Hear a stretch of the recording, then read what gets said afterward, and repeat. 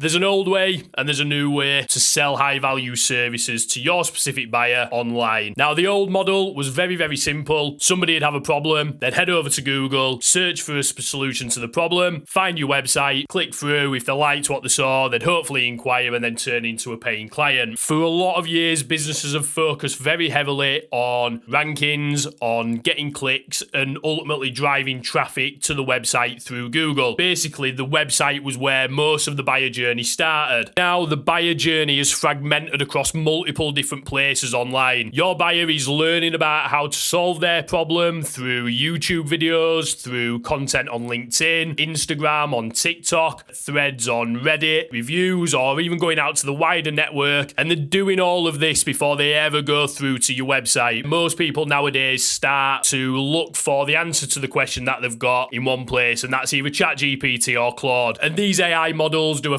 fantastic job of answering most questions really, really well. So what does this actually mean for most business websites? You've probably already noticed that the amount of traffic coming through to your website has fallen off the edge of a cliff. People are simply not coming through to websites anywhere near as much. What we are noticing is that people who are clicking through to your website are a lot further along the buyer journey and a lot more inclined to actually be ready to inquire or to actually purchase the services that you're selling, which means now your goal isn't simply just to get people to click through to your website. Content and the wider online presence of brands is what's building up familiarity, it's building up trust, and it's building up authority, and that is really what every business needs to be focusing on now. You need to be one of maybe 2 or 3 brands that your buyer has shortlisted. And by the time these people click through to your website, they already need to be halfway sold. The website really now has one job, and it's to answer these very specific questions that a buyer is asking. Why should I choose you over the other 2 or 3 brands on the shortlist? Can I trust you?